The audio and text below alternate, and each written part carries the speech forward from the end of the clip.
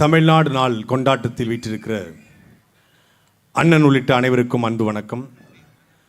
உலகத் தமிழர்கள் அனைவருக்கும் தமிழ்நாடு நாள் வாழ்த்துக்கள்.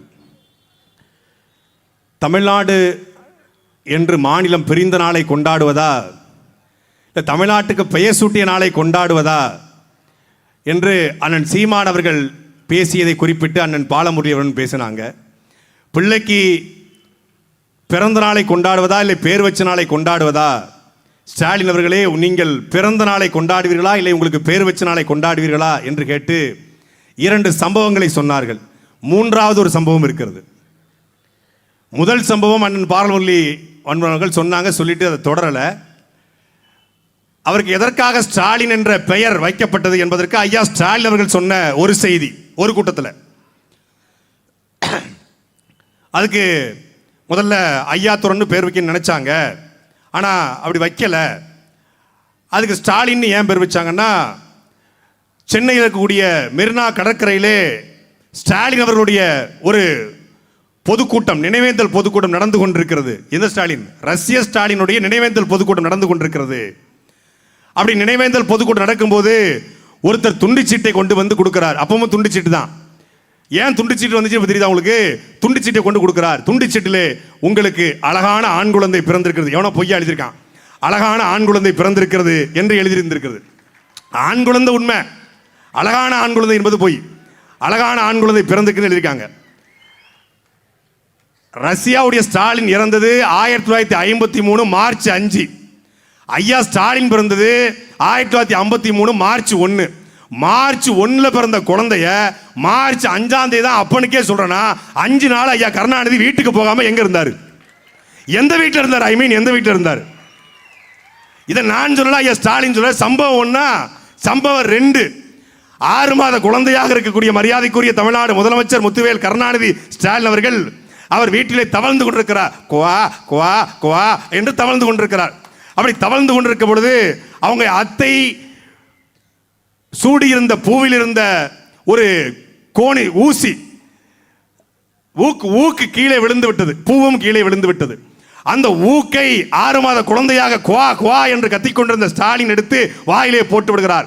அக்கம் பக்கத்து உறவினர்கள், அத்தைகள், பெரிய மக்கள் துடித்து போகிறார்கள்.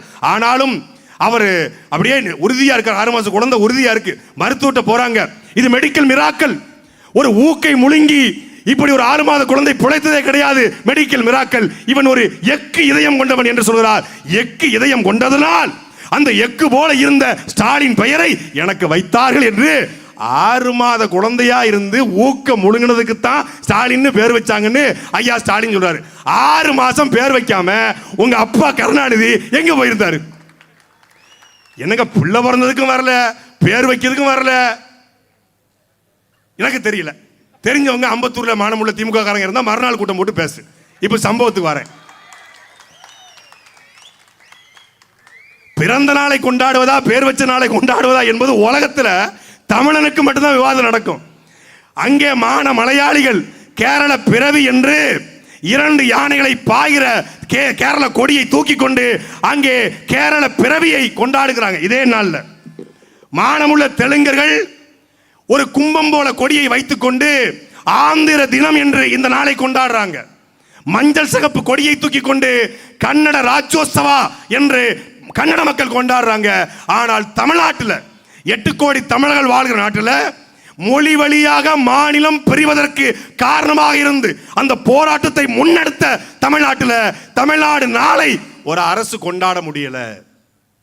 2019க்கு பிறகு அண்ணன் சீமானவர்கள் தொடர்ச்சியாக முன்னெடுத்த பிறகு அதிமுகவுடைய பொதுச்செயலாளர் மரியாதைக்குரிய ஐயா அன்றைய முதலமைச்சர் எடப்பாடி பழனிசாமி அவர்களுக்கு அழுத்தம் கொடுத்து கோரிக்கை வைத்த பிறகு அவர் அறிவிச்சார். அவர் அறிவித்த பிறகு கூட அதிமுக கொண்டாடல. அதிமுக அறிவிச்சிருச்சு. திருப்பி 2021 திமுக வந்த பிறகு மீண்டும் திமுக ஜூலை 18 தமிழ்நாடு என்று தீர்மானம் நிறைவேற்றிய நாளை, அண்ணாதுரை தீர்மானம் நிறைவேற்றிய நாளை கொண்டாடுறாங்க. ஏன் அப்படின்னு பார்க்கும்போது நவம்பர் 1 ஐயா ஸ்டாலினுக்கோ திமுகவுடைய அரும்பெரும் தலைவர்களுக்கோ தெரியாதா? தெரியும். நவம்பர் 1 கொண்டாடினால் மான தமிழர்கள் ஏன் நவம்பர் 1 என்று வரலாற்றை படிப்பான்.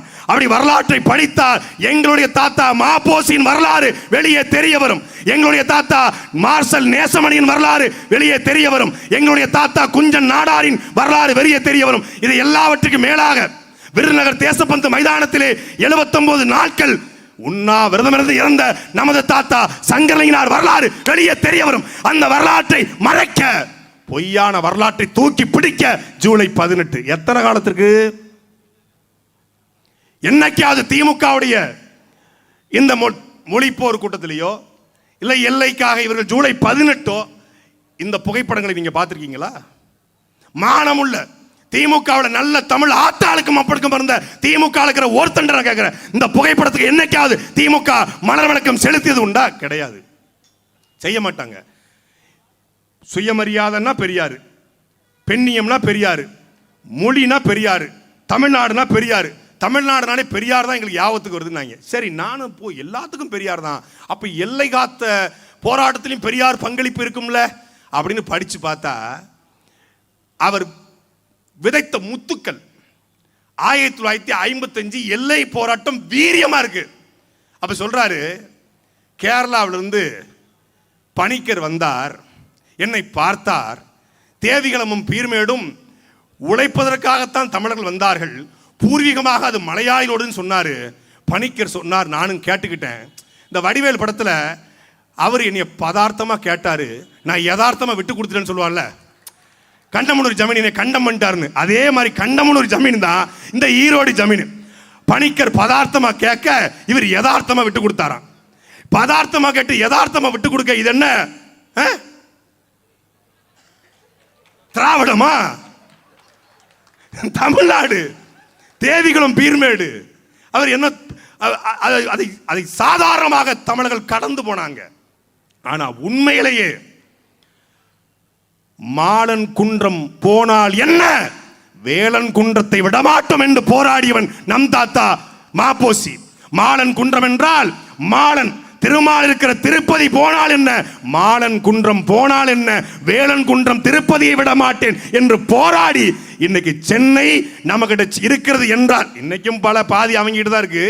சென்னை நம்ம கிட்ட குறைந்தபட்சம் இருக்கு, இங்க நின்று கூட்டம் போட முடியுதுன்னா அதற்கு காரணம் மாப்போசி என்கிற அந்த எல்லை காத்த போராளி. பொட்டி ஸ்ரீராமுலு தான் இந்த போராட்டத்தை ஆரம்பிச்சாருன்னு சொல்லுவான். பொட்டி ஸ்ரீராமுலு ஆரம்பித்தது 1952. ஆனாலும் தாத்தா மாப்போசியும் நேசமணியும் ஆரம்பித்தது 1947. சுதந்திரம் அடைந்தவரே எங்களுடைய நிலம் எங்களுக்கு சொந்தம் என்று ஆரம்பிச்சாங்க போராட்டத்தை. நேசமணி போராடுறாரு, குஞ்சன் நாடார் போராடுறாரு, மாப்போசி போராடுறாரு. அந்த காலகட்டத்தில் கேரளாவில் இருந்த பட்டம் தானு பிள்ளை அவர் என்ன பண்றாரு, பட்டம் தானு பிள்ளை கேரளா ஐக்கிய கேரளம் என்கிறத முன்வைக்கிறாரு. ஐக்கிய கேரளத்தை முன்வைக்கிற பொழுது அங்க இருக்கிற கம்யூனிஸ்ட் கட்சியுடைய தலைவர் ஏ.கே. கோபாலன், தேவிகளமும் பீர்மேடும் எங்கள் நிலம், இது தமிழர்களுக்கு கிடையாது என்று அறிவிக்கிறார். இன்னைக்கு முல்லை பெரியார் எங்களுக்குன்னு கேரளாவில் இருக்கிற கம்யூனிஸ்ட் சொல்லும்போது வாயையும் 9 ஓட்டையும் பொத்திக்கிட்டு இருக்கு தமிழ்நாடு கம்யூனிஸ்ட். ஆனா அன்னைக்கு தேவிகளமும் பீர்மேடும் எங்கள் நிலம் என்று ஏ.கே. கோபாலன் சொன்ன பொழுது, இப்படியே நீங்க சொல்வீர்கள் என்றால் நாங்கள் மிகப்பெரிய போராட்டத்தை முன்னெடுக்க வேண்டும் என்று மானமுள்ள கம்யூனிஸ்ட் சொன்னா. கடைசி கம்யூனிஸ்ட் நம் தாத்தா சி ஜீவானந்தம். அந்த ஜீவானந்தம் என்கிற ஒரே கம்யூனிஸ்ட் மட்டும்தான் சொல்றான். கம்யூனிஸ்ட் கட்சியில் இருந்து கொண்டு கம்யூனிஸ்ட் எடுத்து போராடினார். அதே போல நேரு சென்னையை 2 மாநிலத்துக்கான தலைநகராக மாத்திடுவோம், பிரச்சனை வேண்டாம், தெலுங்கருக்கும் தமிழருக்கும். எப்படி சண்டிகரை பஞ்சாபுக்கும் ஹரியானாவுக்குமான பொது தலைநகர வச்சிருக்கோமோ அப்படி ஆந்திராவுக்கும் தமிழ்நாட்டுக்குமான பொது தலைநகர சென்னையை வைக்கலாம் என்று நேரு சிந்திக்க பொழுது, அப்படி ஒரு ஆணையை நீங்கள் அனுப்புகிறீர்கள் என்றால் அதுதான் என் ராஜினாமா கடிதமாக இருக்கும் என்று எச்சரித்தவர் இந்த மண்ணையாண்ட ராஜாஜி. அவரை பாப்பான்ட்டான். ராஜாஜியின் மீது நமக்கு விமர்சனம் உண்டு. குலக்கல்வி திட்டத்தை கொண்டு வந்தார், பள்ளிக்கூடங்களை மூடினார், விமர்சனம் உண்டு. ஆனால் மொழி எல்லை போராட்டத்தை தமிழ்நாடு என்கிற பிரச்சனை உறுதியார் என்றார் ராஜாஜி. சரி, ராஜாஜி போராடினாரு, மாப்போசி போராடினாரு, குஞ்சன் நாடார் போராடினாரு. அதே காலகட்டத்தில் சட்டசபையில் எல்லை பிரிச்சாச்சு, மொழிப்போர் எல்லை வழி மாநிலங்கள் பிரிக்கப்பட்டது, மொழி வழி மாநிலம் பிரிக்கப்பட்டது. சட்டசபையில் ஒருத்தர் பேசுறாரு, அவரை தேசியவாதின்னு பல பேர் சொல்றான். சட்டசபையில் சொல்றாரு, கேரள சகோதரர்களுக்கு என்று ஒரு மாநிலம் உருவாகிவிட்டதே, ஆந்திர சகோதரர்களுக்கு என்று ஆந்திரம் என்ற மாநிலம் உருவாகிவிட்டதே, கன்னட சகோதரர்களுக்கு கன்னடம் என்று மாநிலம் உருவாகிவிட்டது. பிறகு எதற்காக மெட்ராஸ் மாகாணம் என்கிற இந்த தமிழ்நாடு சட்டசபையிலே, தமிழக சட்டசபையிலே தெலுங்கர்களும் கன்னடர்களும் மலையாளிகளும் அவை உறுப்பினர்களாக இருக்கிறார்கள் என்பதை மாண்புமிகு முதலமைச்சர் சொல்ல வேண்டும் என்று கேட்டவர் நம் தாத்தா தெய்வ திருமகனார் முத்துராமலிங்க தேவர். அவர் பேசியது இந்திய தேசியமா தமிழ் தேசியமா? தமிழ்நாட்டை தமிழர் ஆள வேண்டும் என்கிற பேரன் சீமான் வைக்கிற முழக்கத்தை அன்னைக்கு வச்சவர் தாத்தா முத்துராமலிங்க தேவர். இன்னைக்கு அவரை பல பேர் அவர் தேசியமும் தெய்வீகம்னு சொல்லிட்டாரு, தூக்கிட்டு போயிட்டாங்க. எல்லாம் களவாடுறதுதான். அந்த கும்பல் ஒரு பக்கம் களவாங்கும், இந்த கும்பல் ஒரு பக்கம் களவாங்கும். இப்படி நம்முடைய வரலாறு தெரிந்துவிடக் கூடாது என்பதற்குத்தான் ஜூலை 18 அவன் நடத்துறான். இது நெருப்பை குப்பையை போட்டு மூடுற மாதிரி அந்த கடை. அது 2009க்கு முன்னாடி நீ குளிர் காஞ்சிக்கலாம், 2009க்கு பின்னாடி தமிழ்நாட்டில் எந்த நாள் கொண்டாடப்படணும் என்பதை தீர்மானிப்பது பிரபாகருடைய பிள்ளை செந்தமிழன் சீமானுடைய அவருடைய தம்பிகள் தான். நீ என்ன செய்யணும்? நீ வடக்க போகணுமா, தெற்க போகணுமா?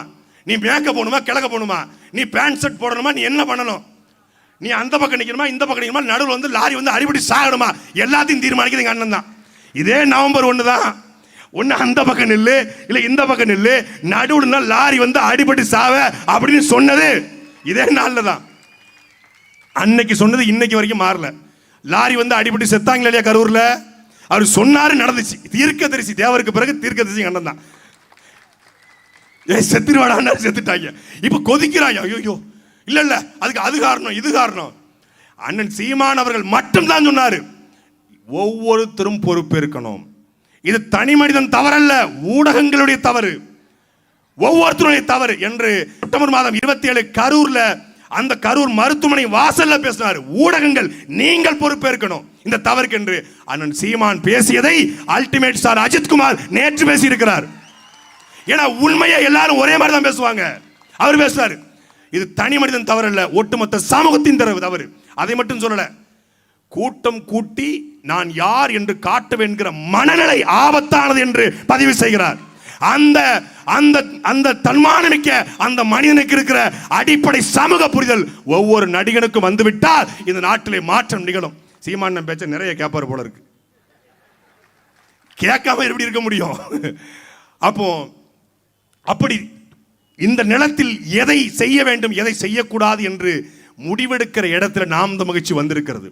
இல்லைன்னா அம்பத்தூர்ல சனிக்கிழமை சாயந்தரம் வீக்கெண்டில் இண்டஸ்ட்ரீஸ் ஏரியாவில் கோட்டரும் கோழி பிரியாணி கொடுக்காம துட்டு கொடுக்காம இவ்வளவு பெரிய கூட்டத்தை எவனாவது கூட்ட முடியுமா? கூட்ட முடியுமா? ஒருத்த வரமாட்டான். ஏன்? பேசுறது சீமான் கருத்தா பேசுவாரு, வரலாற்றை பேசுவாரு, இனத்தை பேசுவாரு, மொழியை பேசுவாரு, அனில் 65 ஃப்ரை எல்லாம் போடுவாரு அப்படின்னு உட்கார்ந்துருக்கிறான். சனிக்கிழமை சாயந்தரம் அனில் 65 கொஞ்சம் சாப்பிட்டா கொஞ்சம் உடம்புக்கு எதமா இருக்கும். ஏன்னா படிகால வேற பிறந்துச்சு இல்லையா? நானே அனில் 65 பார்க்க தான் வந்திருக்கேன்.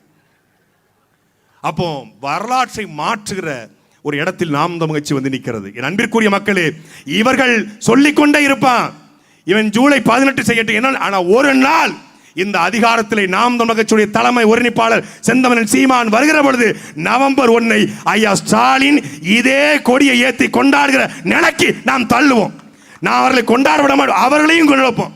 உதயநிதி ஸ்டாலின் கொண்டாடுவாரு, சுபவீர பாண்டியனும் கொண்டாடுவார். எல்லாரையும் கொண்டாடுற இடத்துக்கு நாம தள்ளி கொண்டிருக்கிறோம். 2026க்கு பிறகு தமிழ்நாட்டு அரசியல் தலையிலாக மாறுகிற பொழுது நவம்பர் 1 மட்டுமே தமிழ்நாடு நாளாக கொண்டாடப்படும். அது உலக தமிழர்கள் கொண்டாடுற நாளாக மாறும். நன்றி, வணக்கம். நாம் தமிழர்.